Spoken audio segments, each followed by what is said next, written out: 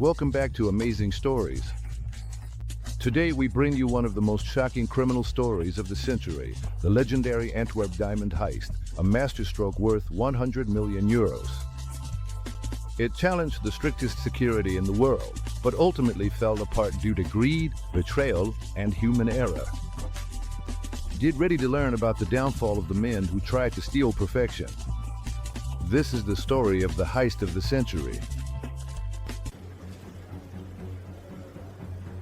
The center of the sparkling world.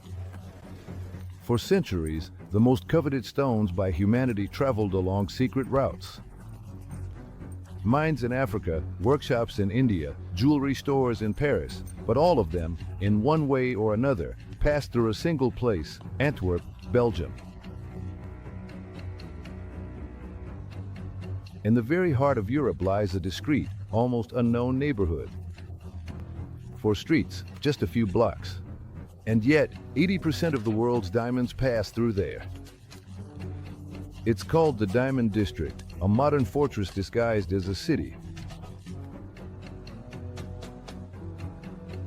Hundreds of millions in jewels are traded there every day, watched over by cameras, sensors, armored doors, and private security.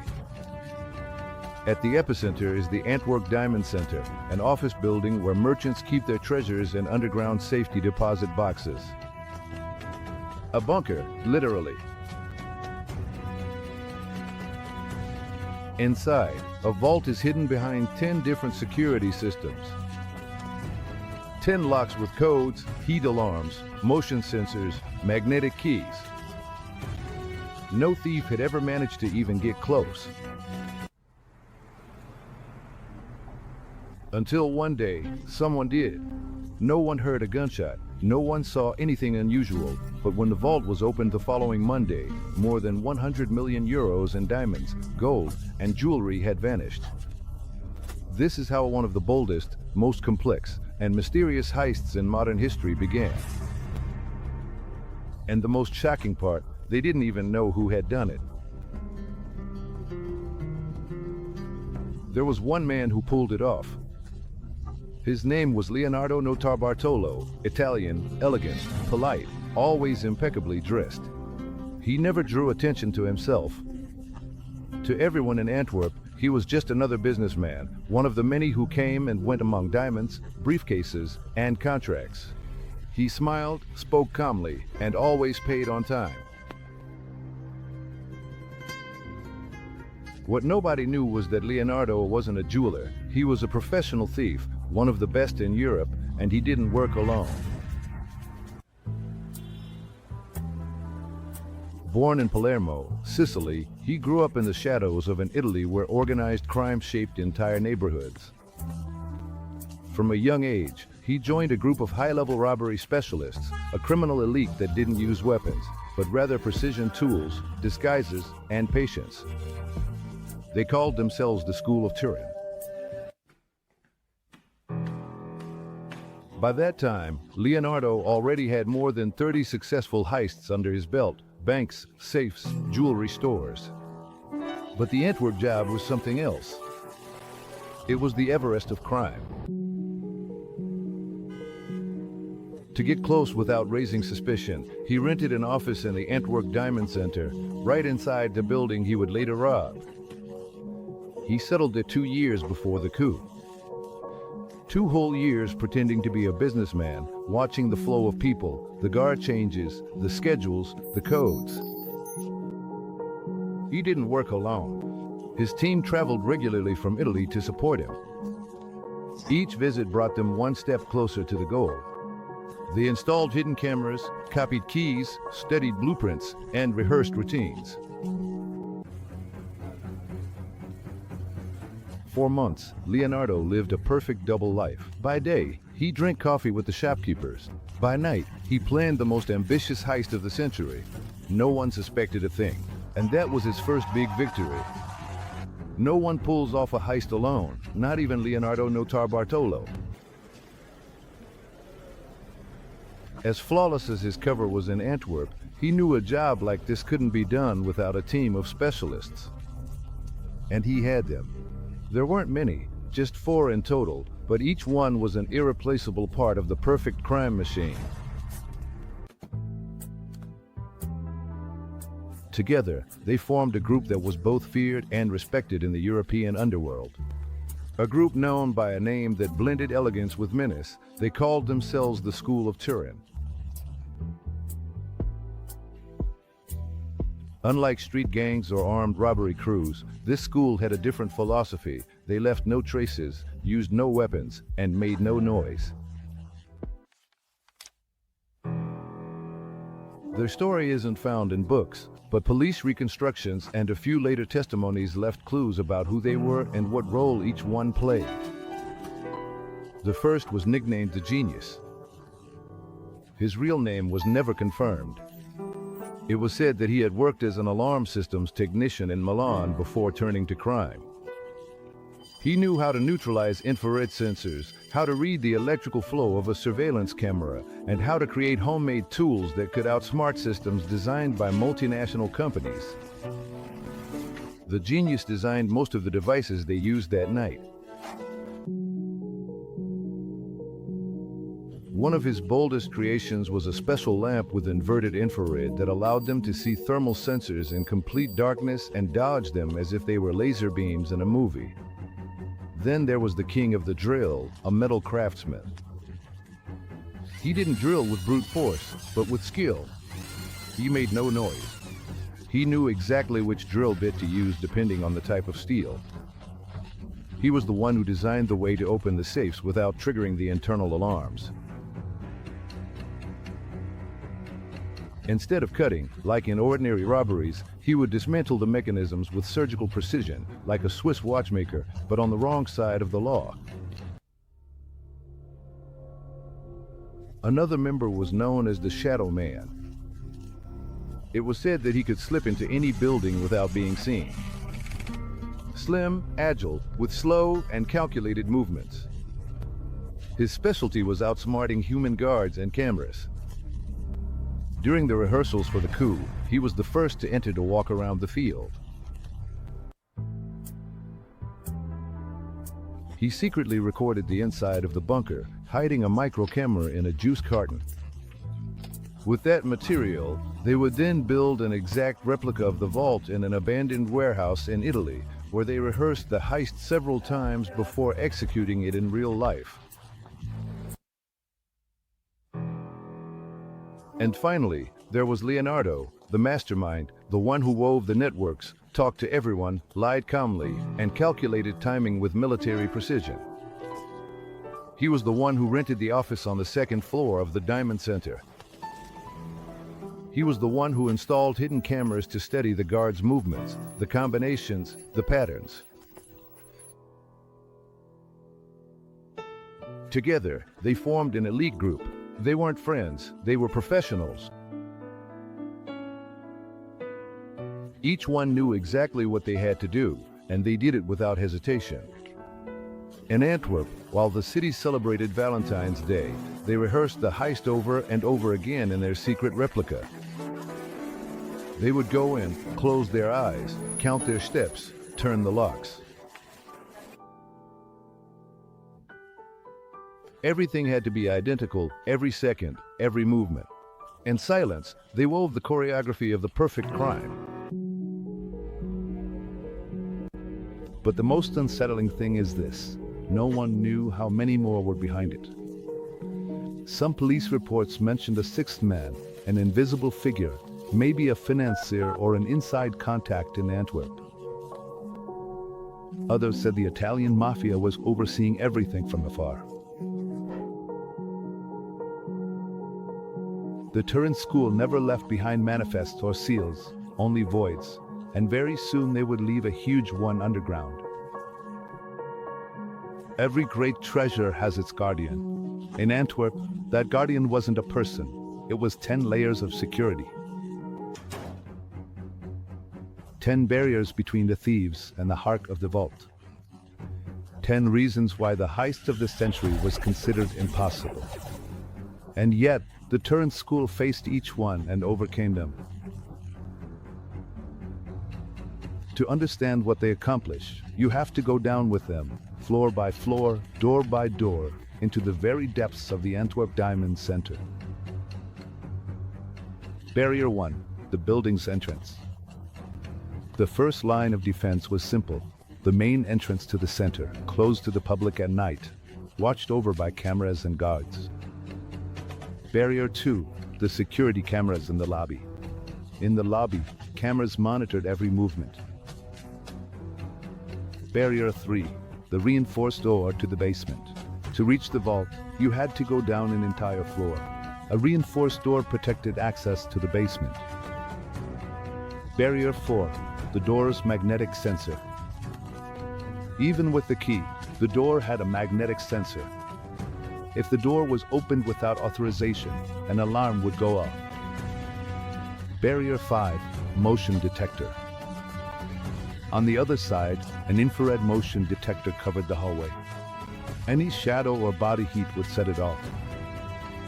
Barrier 6, internal security camera.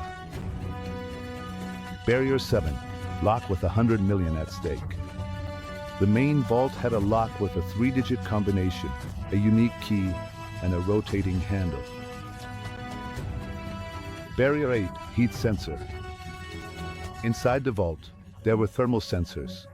If the air temperature changed suddenly, the alarm would go off. Barrier 9, the safe deposit boxes. More than 160 individual safes, each with a different lock. Barrier 10, the exit. The problem wasn't just getting in, but getting out with the loot. At 5:30 in the morning, the city was still asleep. They were already far away. There were no gunshots, no alarms, nobody noticed anything, only the following Monday, when the owners of the boxes arrived and opened their boxes, empty. The early morning of February 15th to 16th, 2003, seemed like any other in the city of Antwerp. In the Diamond District, the lights were off, the alarms were on, and the guards were calm. No one could have imagined that at that very moment, for men were slipping through Belgium's most secure building like shadows. The heist had already begun. The invisible robbery was underway. The start of the perfect night. The team was already inside. Leonardo Notarbartolo entered through the main door using his key. He had fake documents, a solid backstory, and a natural attitude. At that hour, the guards didn't even check who was coming in. Leonardo passed through without raising any suspicion. From a side elevator, he accessed the basement. The others were waiting for him in a camera-free corner. That's where the transformation began. Black suits, gloves, headlamps, tools. The plan had been rehearsed for months. Every second counted. Every mistake could be fatal. Meanwhile, the four of them were there, working like watchmakers in the shadows. The sacred vault, the vault door, was the real challenge. Leonardo had memorized the combination pattern by watching hidden videos. The lock required both a combination and a key. The Turin school had both. In 3 minutes, the steel door turned. A dull creak, as if the heart of the building were opening. Inside, a small eternity of safes and millions of euros waited in the darkness. Silence in the abyss. No one spoke, only gestures and glances. The king of drills moved from box to box, using a tool with surgical precision. He opened them from the side, without destroying them, without making a sound. Each click was a promise. Jewelry, gold, dollars, diamonds. In less than an hour, they opened 109 out of the 160 boxes. Some contained what was expected, others held real surprises, undeclared gems, highly valuable personal items, documents, and even weapons. The ghosts withdrew. The original plan was to leave before dawn. They left no traces. They wiped every surface with alcohol. They didn't use cell phones. The bags were carried out in several trips down the stairs. On the way out, They repeated the process in reverse. Tape over the camera. Magnet removed. Video loop ended. Leonardo changed back into civilian clothes. He locked the door. He greeted the doorman, as always, and walked away. 5:30. The car that was waiting. Outside, an old car with fake plates was waiting for them. They carried everything in sports bags. Nothing flashy. Nothing suspicious. They took back roads toward Italy. They laughed for the first time when they crossed the border. The following Monday, chaos. The owners of the boxes arrived one by one, and one after another, the boxes were empty. No fingerprints, no alarm, no explanation. It was the perfect heist. Nothing lasts forever, and perfection is just a mirage. The Turin school heist seemed unstoppable. The escape, a resounding triumph. However, within the gang itself, the seed of betrayal had already been planted. The story of the great scam doesn't end with the robbery. Its true ending begins when the loot is already in the hands of the thieves and the price of loyalty becomes higher than gold. The mistake of talking too much. Betrayal, like many things in life, has a simple origin.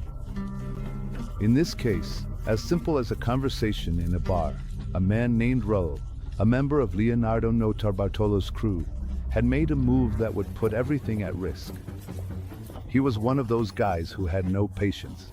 He was always in a hurry. He couldn't wait any longer. Raul wanted to enjoy his share of the loot. He wanted to be at ease, without the mafia's shadow hanging over him. He decided to take the next step, sell his share, but at the worst possible moment. It was a Monday, 1 week after the heist. Raul, in the middle of a quiet meal at a restaurant in Brussels, talked too much. What had I done wrong? He had shared the table with an old friend, a man with an even darker past than his own. A man named Yves. Everything was about to take an unexpected turn. Yves was, to put it mildly, an informant. But not just any informant. He was someone who had been inside the diamond business, a man who knew everyone's moves. Without realizing it, Raul had opened the door to his worst enemy. Yves listened to him, watched him, and before saying goodbye, he asked the question that would mark the end of the story. How much do you think those diamonds are worth, Raul? Raul, confident and tired, replied, a lot, but this is just the beginning. If you manage to get something, there will be more, said Raul. That sentence was enough. Yves, instead of leaving, set about laying the trap. He knew the offer of the diamonds was too tempting, and Raul didn't miss the chance to sell the diamonds. It ended with an offer for a sale that Yves couldn't refuse. With the diamonds in his hands, his next step was clear: inform the police. The domino effect. Within weeks, the Antwerp police began investigating every member of the team. The officers followed the trail of the diamonds and identified them one by one. Easy money turned into a nightmare. Relationships began to wobble like a puzzle starting to come together. The details became clearer. Raul was arrested first.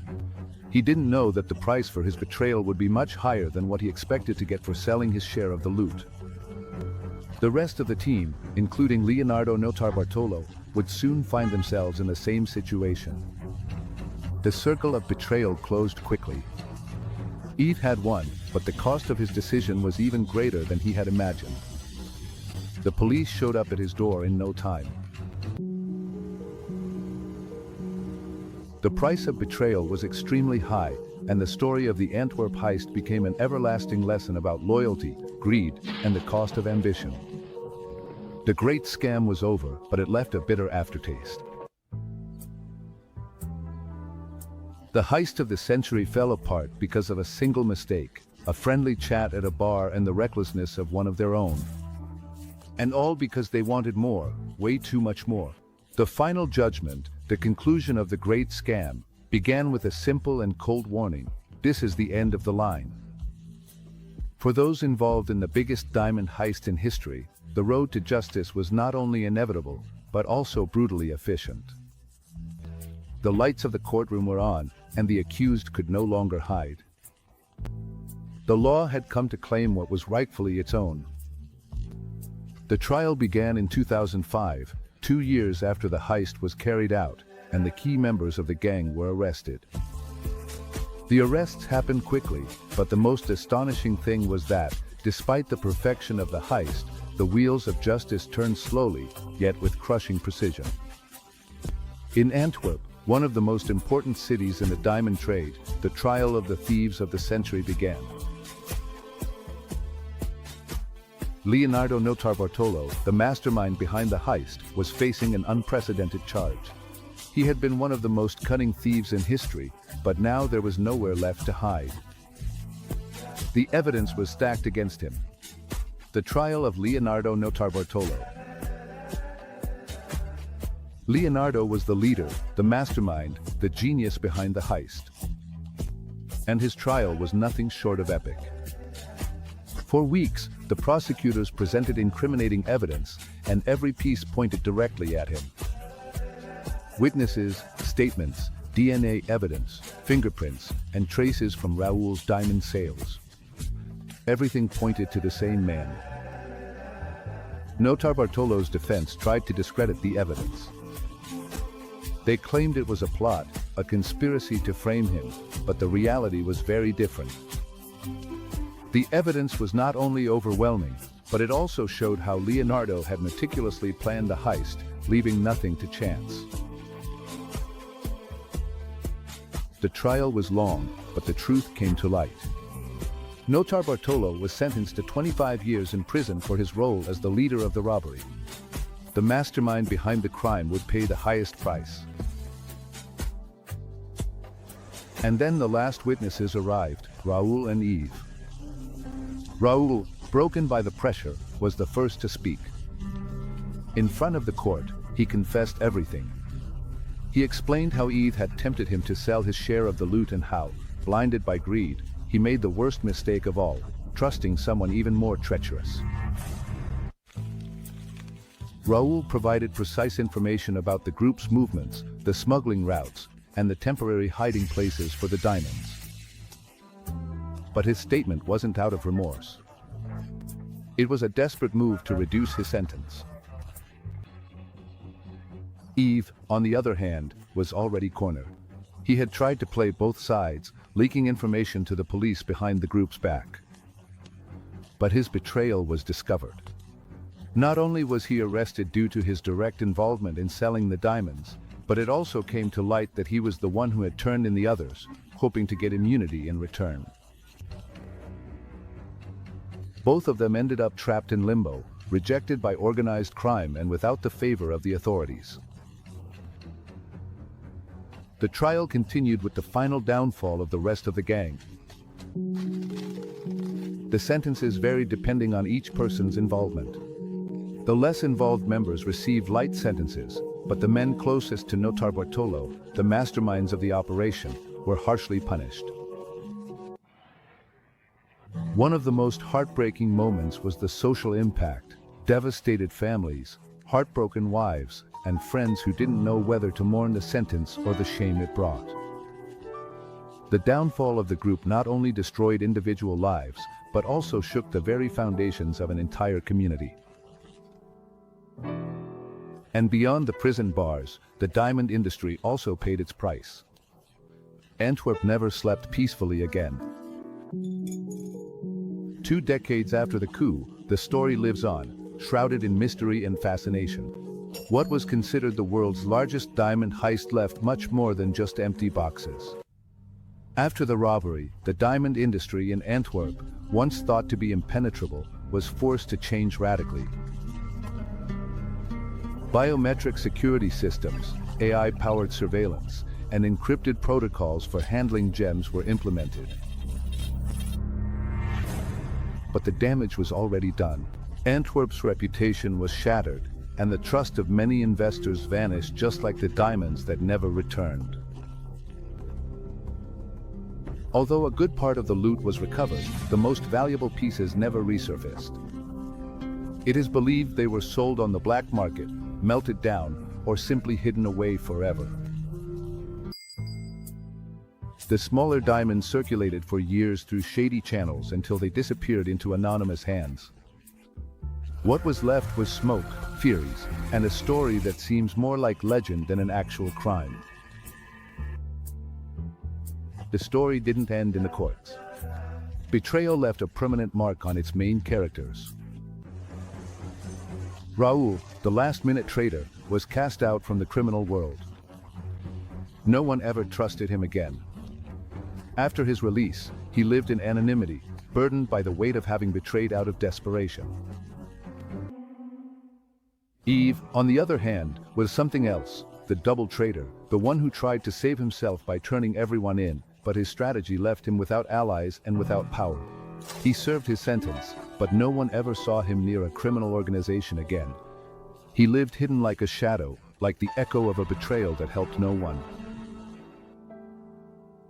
The Heist inspired movies, books, and documentaries. In them, the crime was transformed into art, into history, into a symbol. Movies like the Antwerp Diamond Heist and other stories based on the case turned the thieves into almost mythical figures.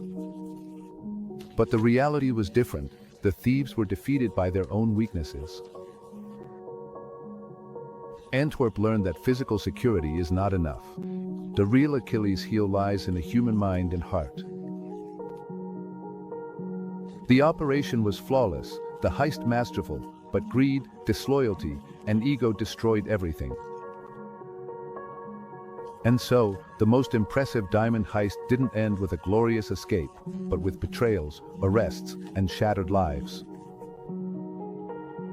The sparkle of the diamonds, once a symbol of perfection, was overshadowed by the shadows of crime and by the men who, seeking to become legends, ended up as a warning. And so ends this incredible story of how ambition outweighed logic and patience. See you in another amazing story.